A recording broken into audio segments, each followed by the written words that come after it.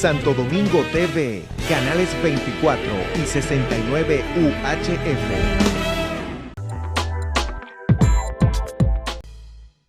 Muy buenos días, amigos televidentes. Buenos días una vez más con ustedes en Sentido Común. Gracias a los técnicos de este canal que hacen posible la conexión con ustedes y a ustedes naturalmente por estar con nosotros. Qué bien. Una vez más, aquí para comentar algunos asuntos, algunos agradables y otros odiosos. Hoy vamos a comenzar por un odioso. Señores, hay una campaña desde hace mucho tiempo con el tema de las armas y sus estatutos. Es decir, ¿qué es o cuál es el requisito legal para tener un arma? Y está ahí. Mucha gente lo puede cumplir, etcétera.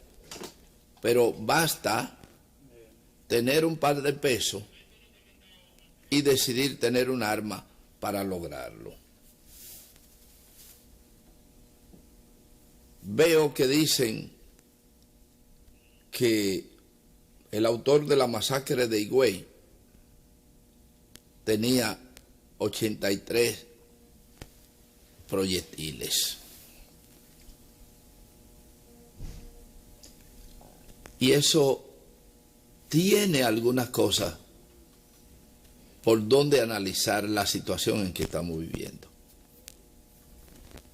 Señores, tengo que decirlo con crudeza, que las autoridades en términos históricos de control de armas no han sido lo suficientemente eficientes. Hay que establecer mecanismos modernos, integrar la tecnología para establecer los controles de armas. Claro que aquí puede tener cualquiera 200, 400, lo que quiera en proyectiles. Es muy fácil. Yo voy a una tienda legal y compro, digo, dame una caja de calibre 45 y me la venden de cualquiera. Aquí no hay problema con eso. Entonces, ahí está. Yo quisiera que Interior y Policía, en un trabajo arduo, publique la cantidad de armas que tiene bajo su registro legal y quiénes la tienen. Porque al mismo tiempo amerita de que, y ayer lo dijimos y hoy lo vamos a decir de nuevo, de que me pasen las estadísticas de cuántas muertes corresponden a armas ilegales y armas legales, para que se entienda bien. Un arma legal es aquella que están paradas de un permiso, de una licencia. Y la ilegal es aquella que no están paradas de nada. Ahora, ¿cómo se adquiere o cuál es el término real del uso de un arma ilegal? Un arma puede tener una fe de bautismo legal y tener un uso ilegal. ¿Cómo lo explico? El señor Juan Arquímedes no tiene capacidad ni física ni moral para tener un arma, para justificar un arma.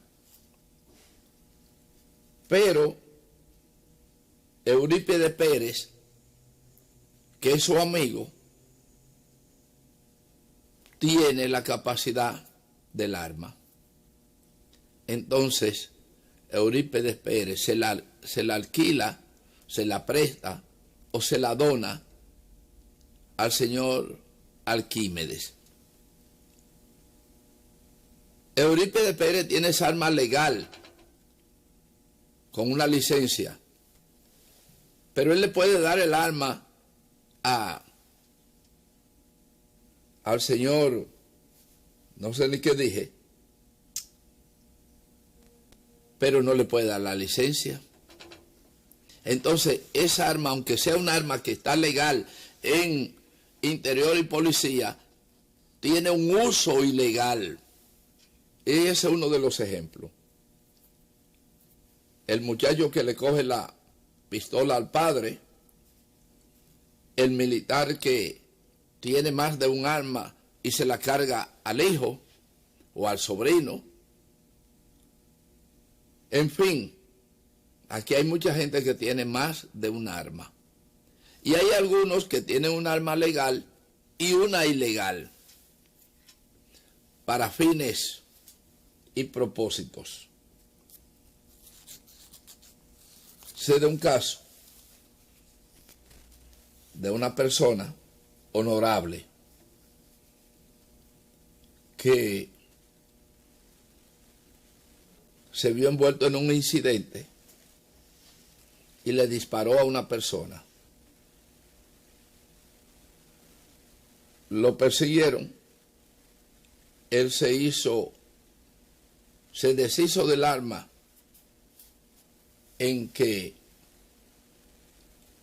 con la que le disparó a la persona y se dejó arrestar con su arma legal. Ya se había deshecho del arma con que le disparó y su defensa fue establecer un peritaje porque su arma no había disparado. Sencillamente ahí murió todo. Él tenía dos armas, con la que disparó y su arma legal. Se deshizo de la ilegal, de la que había disparado, y ahí murió todo. Entonces, señores, no son los portadores de armas pura y simplemente nada más que los culpables. Hay que ver hasta dónde las autoridades de la seguridad nacional, con Interior y Policía a la cabeza, tienen culpa. ¿Cuál es el nivel de culpa del Ministerio de Interior y Policía? ¿Y por qué decimos esto? Porque no se están tomando las medidas tecnológicamente, desde el punto de vista de la tecnología aplicada, para controlar las armas de fuego. Y resulta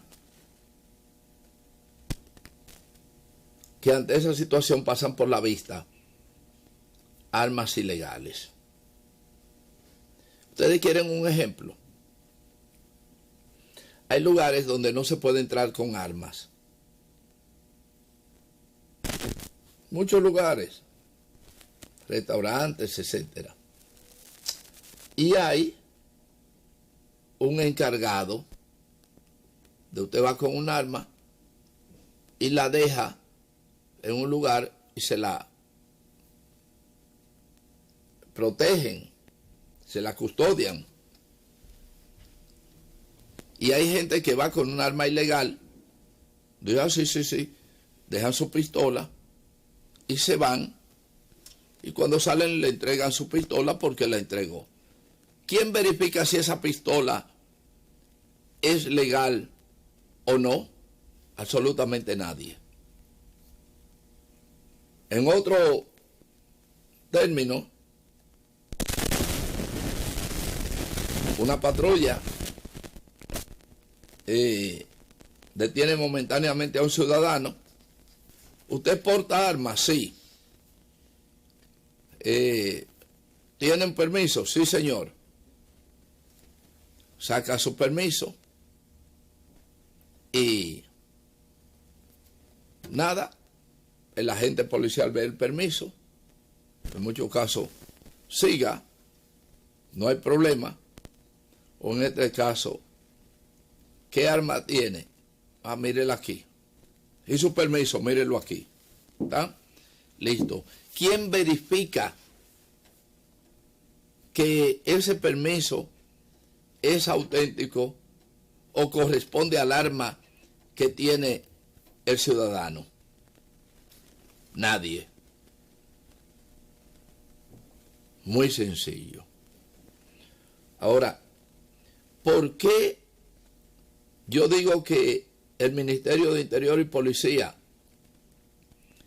tiene un nivel de culpa del problema de las armas en este país? Y no me estoy refiriendo a los 10, 11 meses del Ministerio de Interior y Policía. Me estoy refiriendo a la historia de Interior y Policía, para que ahorita no vayan diciéndole a Chu Vázquez, mira, ahí te están atacando. No, es al ministerio, históricamente hablando. Nosotros sabemos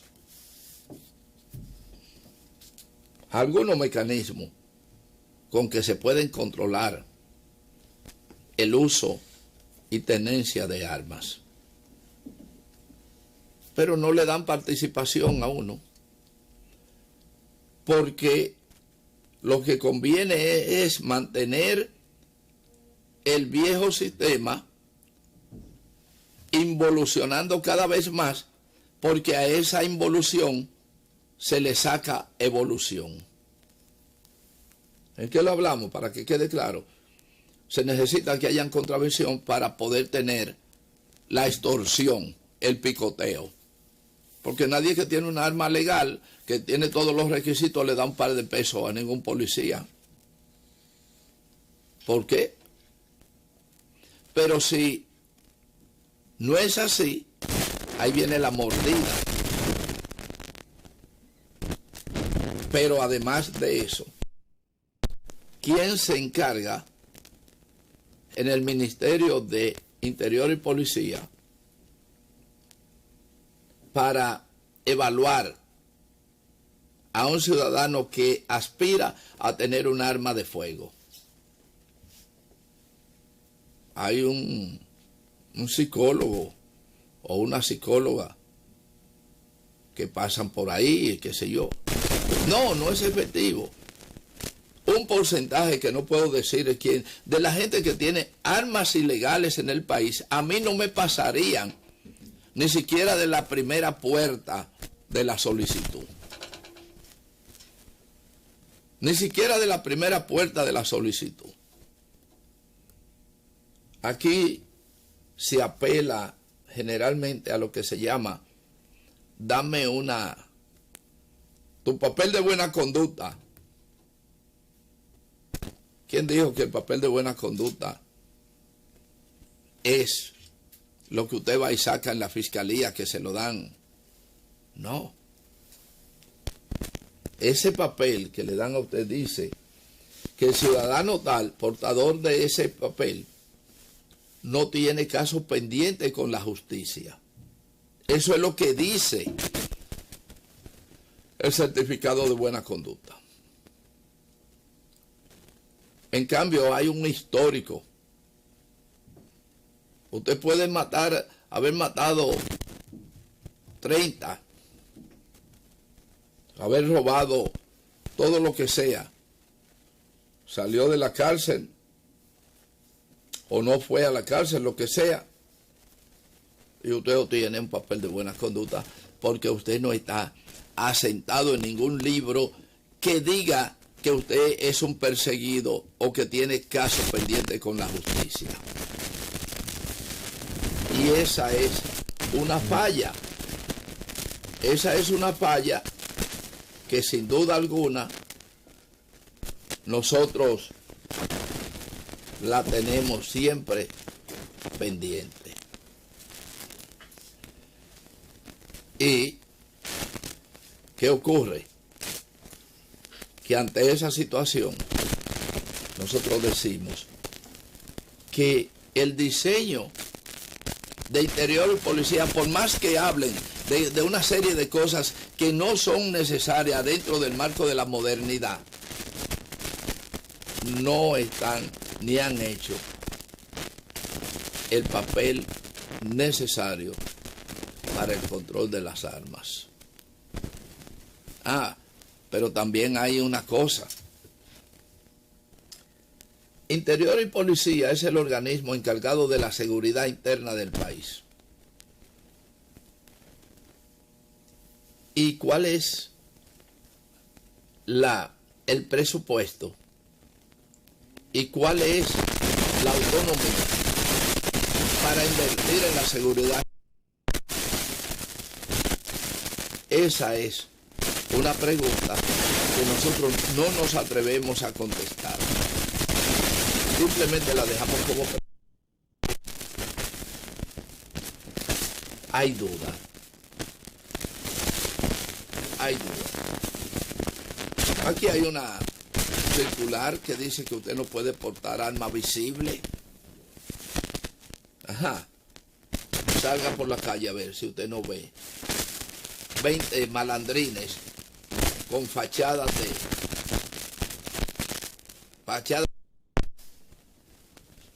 que exhiben pistolas de todo calibre. Y si alguien les reclama a una autoridad, muestran un permiso. Eso es común. Entonces, no es tan fácil hablar sobre el tema de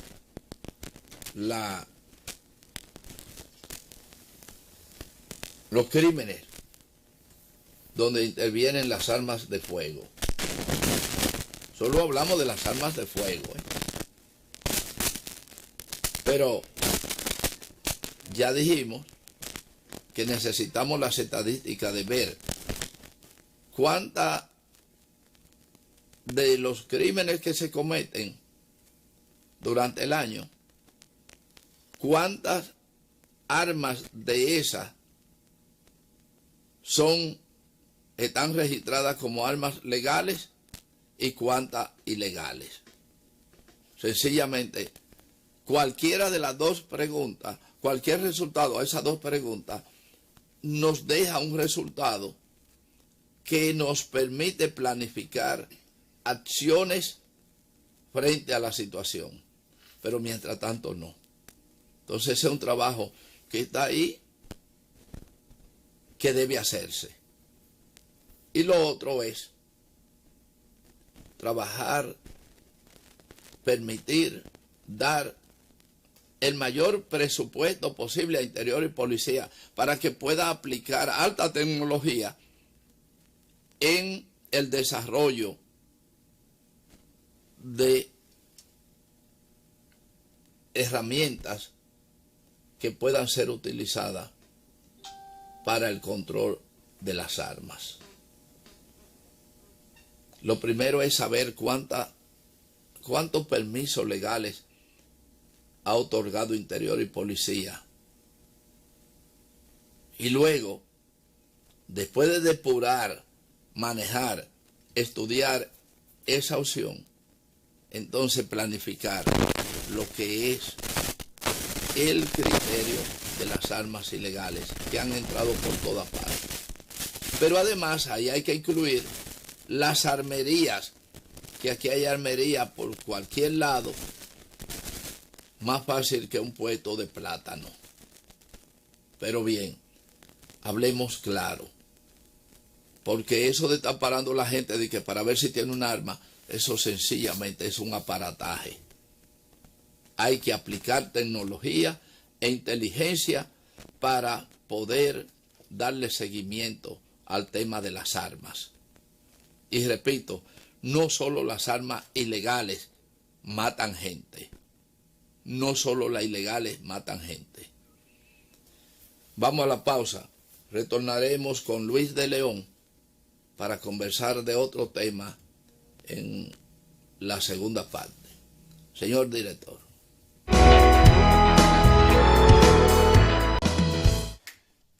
Bien, señores. Por aquí tenemos a don Luis de León. Hacía tanto tiempo que no pasaba por aquí, que no sé si tenemos que decir quién es don Luis de León. Pero simplemente le vamos a decir que es maestro y político Luis de León, con quien siempre este programa desde hace muchos años ha contado para hablar de diversos temas. Después de algunos acontecimientos, don Luis desapareció de este programa, pero ahora aparece de nuevo. Y vamos a tratar de hablar las cosas que hemos debido hablar, que se han quedado por su ausencia, y las que debemos hablar con su presencia. Y vamos a comenzar primero con un tema internacional. Y quiero aprovechar para cuestionar a don Luis sobre un tema de la paz internacional, hemisférica o del Caribe, con una situación que nos toca desde el punto de vista geopolítico, que inciden Venezuela, que está en el Caribe, Centroamérica y Caribe, con esa condición, Nicaragua, que también es de Centroamérica, Caribe, con la incidencia, tienen geopolítica privilegiada, y entonces está Cuba, que es una república insular, es una isla, y luego está la República Dominicana, que es una isla también, pero una isla y dos naciones. Estas condiciones y estos países marcan un conflicto en este momento, porque varios de ellos han sido contestatarios a la política exterior, fundamentalmente de los Estados Unidos, que es el dominio del imperio, y que ejerce contra las naciones en vía de desarrollo, cuando son contestatarias a su política, ejercen con ferocidad, como es el caso de la obstinación norteamericana contra el pueblo cubano, o contra el pueblo venezolano, y contra el pueblo nicaragüense, y todo lo que apunten en América Latina, fundamentalmente con ser contestatario a la majestuosa política del imperio. Ante esa situación, en los últimos tiempos, algo increíble para algunos, para mí no, pero confieso que para algunos sí, para mí no. Yo nunca esperé que el señor Joe Biden iba a venir con una política de flexibilización frente a Cuba, Venezuela, etcétera. Nunca me lo imaginé. Mucha gente se lo imaginó y ahí tenemos los resultados. En estos momentos Cuba es víctima de un feroz ataque en medio de la pandemia que tiene que ver envidia complejo, imposición, grandeza y todo eso, porque a Cuba no se le puede permitir, no se le puede tolerar que 60 años de bloqueo hayan sido asimilados sin haberse derrumbado. Pero mucho menos se le puede tolerar a Cuba que bajo esas condiciones prácticamente infrahumanas haya podido desarrollar, no solamente en este caso, sino que haya podido desarrollar una vacuna por encima de los países del primer mundo. No se le puede permitir a Cuba que haya estado a la vanguardia de los deportes, de la educación, a pesar de ese bloqueo. Todo eso son ingredientes importantes para ese poderoso que se cree infalible y que no quiere exhibir bajo ninguna razón ningún tipo de derrota. Por eso la obstinación de cuando 184 países han dicho no al bloqueo contra Cuba y 2 países dicen no aceptamos que ustedes. Entonces, ¿para qué existe? ¿Para qué función tiene un aparato político que se llama Naciones Unidas, OEA y otros organismos? No tienen ningún respeto ni absolutamente nada. 184 países que tampoco son capaces de rebelarse y decir no se equivocaron, esto, o no pertenecemos a ninguna Naciones Unidas o hacemos lo que verdaderamente estipula el Consejo de Naciones, pero no. Y como es no, lamentablemente la voluntad de 2 países mantienen a un país al borde de una gran crisis frente a toda una situación, porque han analizado claro y están muy claros los organismos de dominio de los Estados Unidos de que a Cuba solo se le puede vencer por hambre. Es decir, bajo ningún otro caso la dignidad del Estado cubano es posible vencerlo.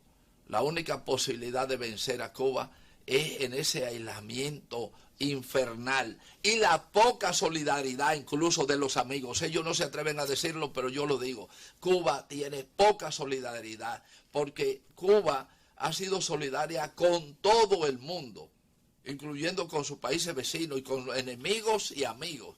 Sin embargo, la poca solidaridad se evidencia independientemente de las 88 toneladas de alimentos que los rusos en este momento están desembarcando. Sí, lo hay porque los amigos se defienden por encima de todo y han dejado que Cuba se desangre.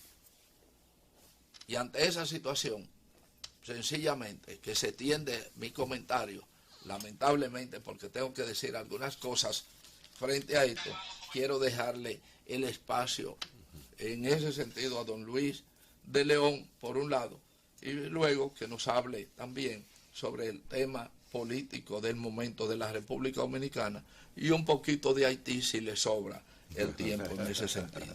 Buenos días, don Luis. Gracias, querido hermano, don Marcos Santana. Un saludo efusivo a todo su público de sentido común. Como siempre, nos honra y nos complace estar acá en este programa. No es verdad que nos habíamos ido y que habíamos tomado unas vacaciones.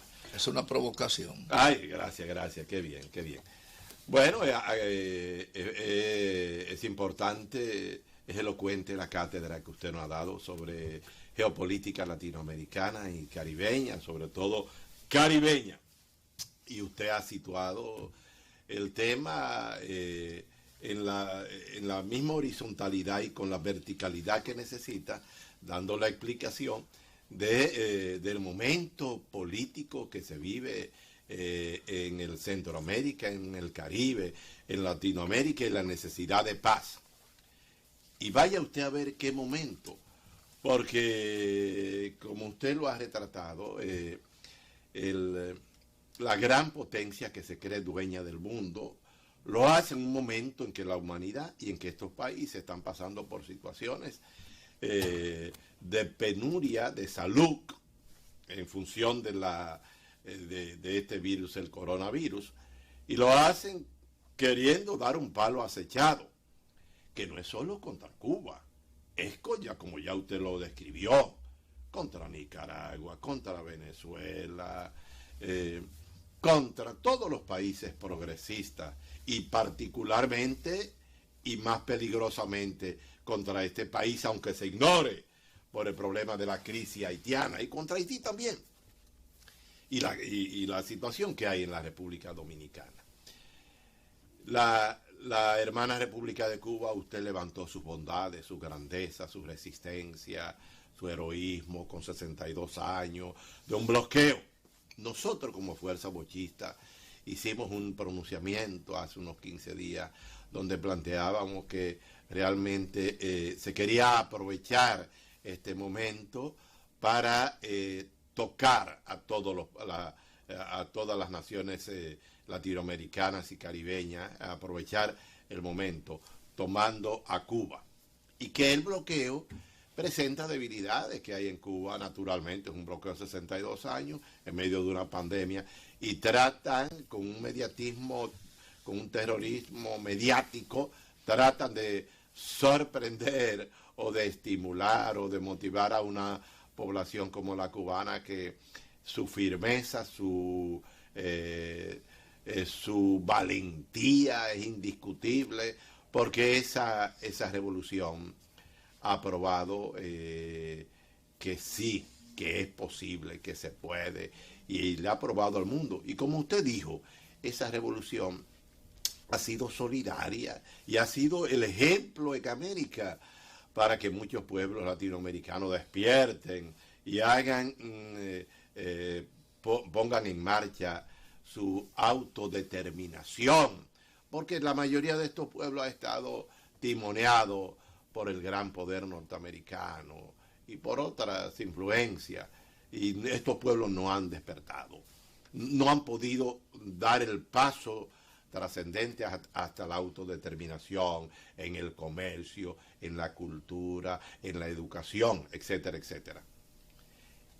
Y en el caso particular dominicano, la gran problemática que tiene la República Dominicana con la situación de Haití, los gobernantes dominicanos nos han encargado de crear toda una campaña referente a la necesidad de que el pueblo esté suficientemente informado y documentado. Tiene tres aspectos rápidamente. Históricamente, Haití es el resultado de una tipicidad de las potencias, Francia y España, mediante una guerra. Parte o la gran población que está hoy en Haití eran negros africanos que lo trajeron aquí a España, estaban cortando caña, entre otras cosas, y otras poblaciones, y se quedaron ahí porque una guerra entre España y Francia en 1795, el Tratado de Basilea, posibilitó que Haití fuera independiente de la isla, porque la española era una sola isla, es decir, compartimos la isla, el territorio. Bueno, y todo el mundo sabe, como dijo nuestro líder histórico, el profesor Juan Bosch, la República Dominicana nunca ha invadido Haití.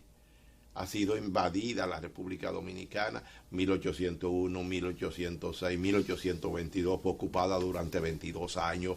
Nuestro gran líder trinitario, histórico, padre de nuestra independencia, Juan Pablo Duarte, y los trinitarios produjeron la independencia del 27 de febrero de 1844. Pero de ahí en adelante fue que tuvimos más de 15 batallas contra Haití, a partir de 1800, la batalla de 19 de marzo en Azua, 30 de marzo en Santiago, El Número, El Memiso, La Estrelleta, Beler, hasta Sabana Larga.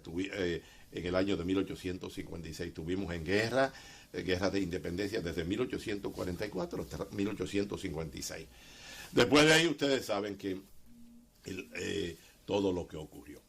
Bueno, y otro aspecto es que la República, la conspiración que mantiene las potencias extranjeras para que la República Dominicana sea el que solucione el problema haitiano. Es decir, las potencias extranjeras se han lavado las manos como Pilata, fueron los productores de este problema, y Francia, España, Canadá, entre otros, mantienen un plan para que se abra la frontera de par en par para fusionar a la República Dominicana con Haití. Vaya usted a ver. Y en tercer lugar, un aspecto es que hay que decir es que el tema de la pandemia es un tema terrible en Haití. La República Dominicana ha venido con un desempeño de la pandemia hasta ahora, hasta ahora la positividad está en menos de 10 que exigen los organismos internacionales, está en 9. Ayer descendió a 9, viene descendiendo el tema. En Haití este es un problema realmente difícil, terrible, difícil. La República Dominicana, frente a una situación como esa, podría ver a su población también en otra situación muy difícil. Hay que hablar de que los estados, y usted habló también de las grandes organizaciones internacionales, supranacionales, como son la ONU, que han sido la ONU, la OEA y otros organismos, han sido fallidos, irresponsables. Y en el mundo, al final, en este siglo XXI, 2021 precisamente, se ha mostrado que esos organismos son su creación, su origen y su creación ha sido en vano, porque las potencias, los poderes económicos no obedecen a nada, y todo esto es porque no hay diálogo, concertación, porque estos grandes problemas no se pueden resolver con guerra, con violencia, como dicen, por ejemplo, los enfermos de Miami sobre Cuba, invasión. Ay, qué desarrollo tienen, hablan de invasión, hablando de esto y aquello. Bueno, y ya el mundo sabe, ellos saben que la invasión no es la solución. Ellos están utilizando otro mecanismo como ese que usted dice. Nuestros pueblos están más conscientes y más despertados que nunca respecto a Cuba. Y las bondades de Cuba que están ahí. En Cuba, un hombre como usted de datos, de estadística, ¿cuál es la mortalidad infantil en Cuba? ¿Cuál es la mortalidad, los estados de violencia en Cuba? ¿Cuál es el problema de enfermedades en Cuba? ¿Cuál el problema de educación en Cuba? Todos esos son problemas resueltos. Problemas de la medicina, la creación de riqueza, por ejemplo, como usted dijo, es el único estado que exhibe 2 vacunas, con todas sus limitaciones y todo eso. De manera que yo termino esta parte para darle la palabra a usted, diciendo que ahora más que nunca el pensamiento de Simón Bolívar, de Hostos, de Duarte, de Juan Bosch sobre la unidad y la integración latinoamericana se hace más inminente, porque la gran potencia aprovecha situaciones de debilidad, como es el tema de la pandemia, para tratar de dar un palo acechado. Pero unidos no nos vencerán. Bien, vamos a una pausa y cuando regresemos seguiremos con otros temas, pero con Luis de León. Pausamos. Bien, señores. Bien, hablar con Luis de León siempre el tiempo resulta corto. Por eso vamos seccionando, hablamos ya del tema internacional más interesante que creemos en este momento. Pero tenemos un tema nacional de mucha importancia. La importancia es todavía no tenemos un gobierno que todavía no alcanza el año. Después de 8 años de un presidente y 16 años de un partido en el poder. Estos últimos momentos han puesto al partido que recién ha perdido el poder, al PLD, bajo la sorpresa de mucha gente.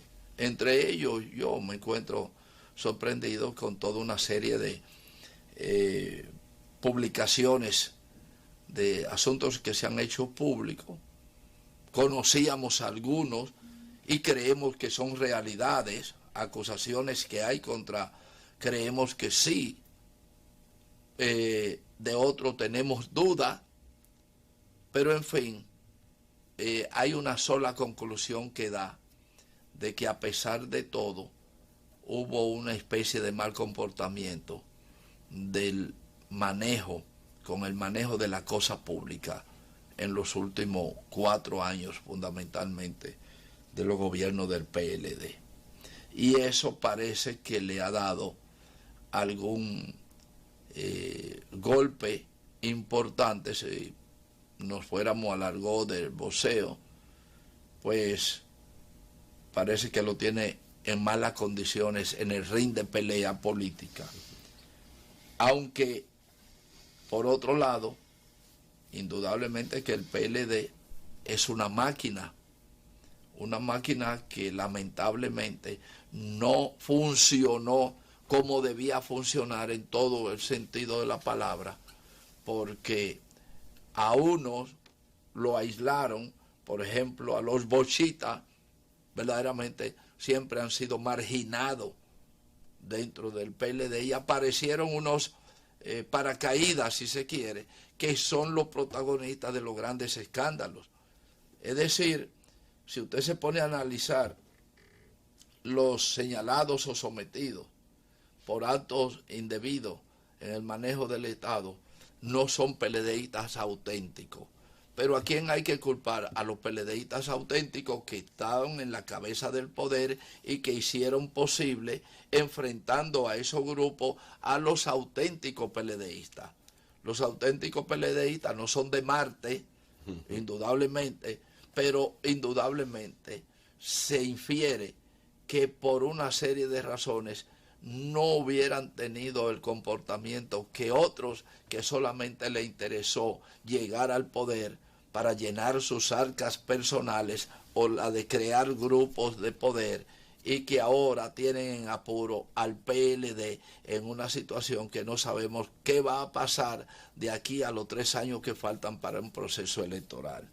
Lo que indica que es muy poco probable que el PLD quede con capacidad de combatir en el proceso electoral que viene, debido a sus laceraciones políticas que se dejó inferir en el funcionamiento del poder y luego en las acciones fuera del poder, que lo ha llevado a una gran parte de ellos, culpables o no, no lo sabemos, pero que están en el ruedo de los tribunales.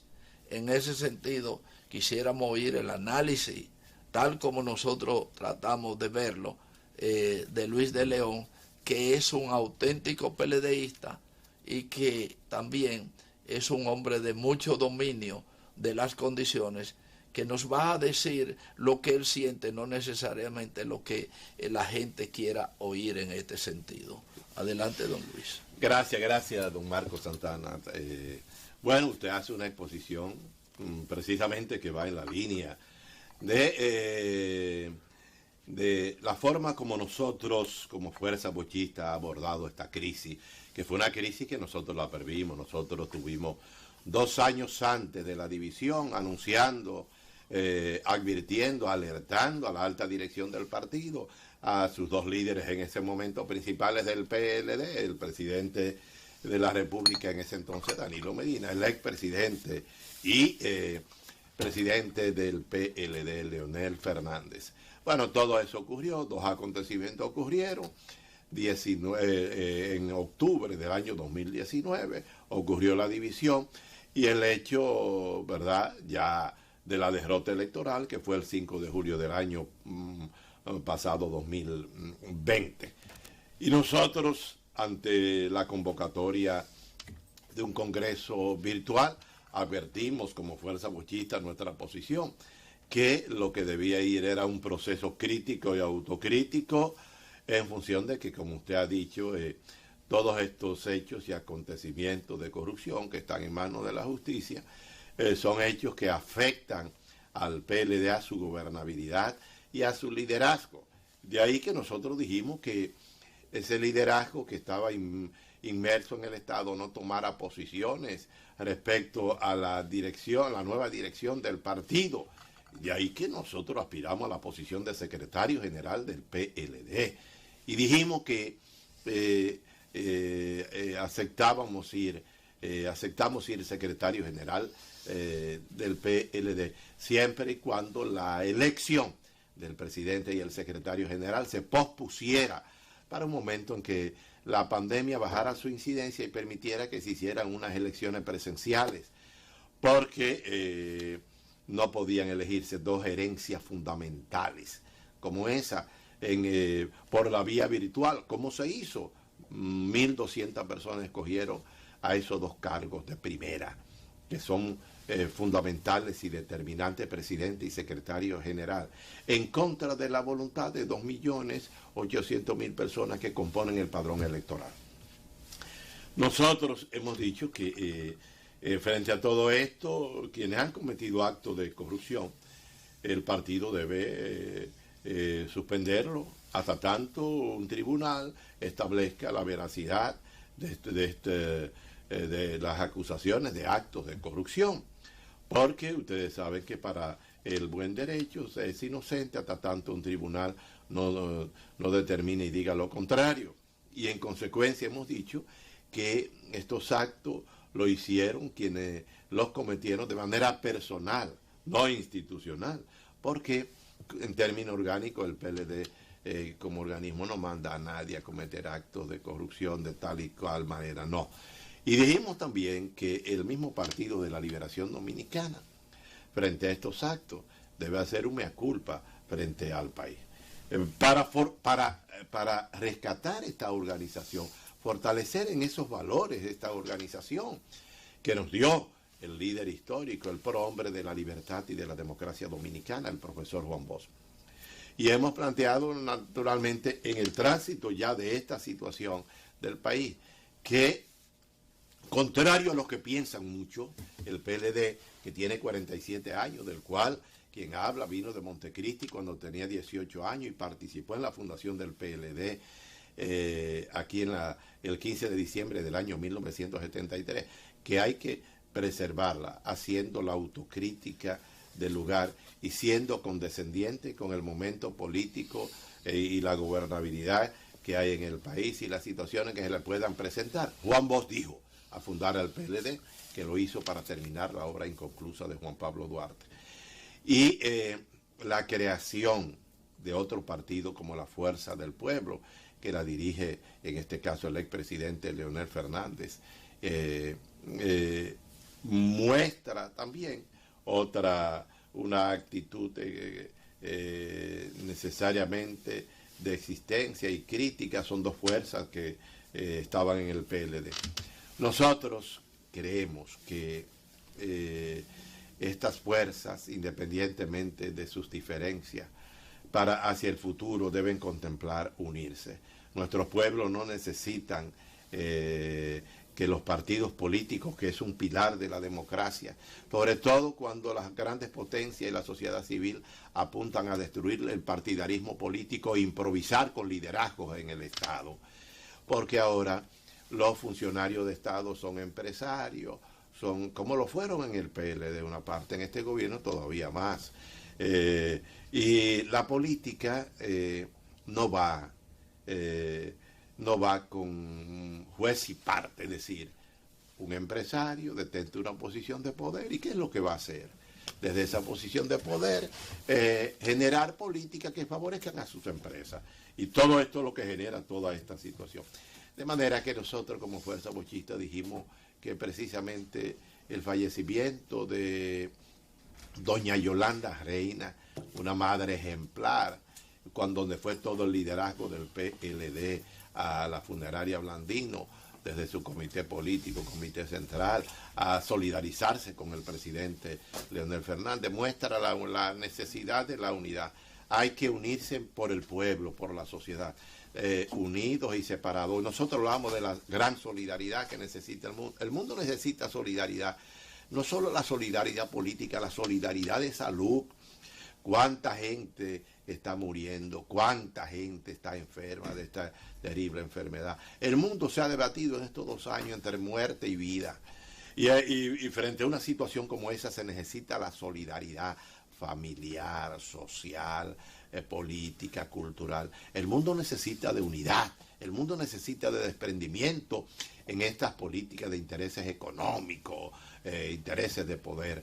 Por eso nosotros creemos, y terminamos esta parte para que usted tome el bate, que el mundo lo que está reclamando es unidad entre todas las fuerzas políticas, sociales y culturales, a los fines de que tengamos un mundo mejor, un mundo de equidad, de justicia, de democracia, un mundo de solidaridad, de humanidad.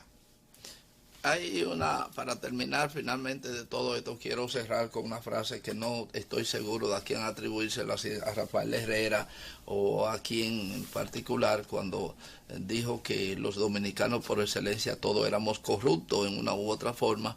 Eso se ha acuñado y se ha debatido, y no hay nadie que esté fuera en términos de los grupos sociales, políticos, etcétera.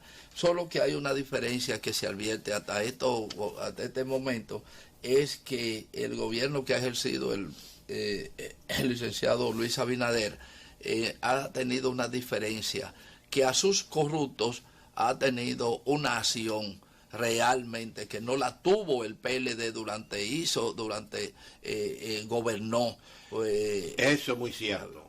Y eso verdaderamente dice mucho de esa conducta impregnada por Juan Bosch, que sí, en el ejercicio de gobierno a uno de sus ministros lo sacó de una reunión diciéndole realmente, creo que él era en ese caso, y eso pues hace una diferencia en el marco de la corrupción. Pero como no hay tiempo para más con Luis de León, sencillamente nos queda dejar siempre la puerta abierta para invitarlo, porque con él podemos hablar de todas estas cosas sin ningún tipo de limitación que venga a defender las sandeces que otros tratan de defender por un lado, etcétera.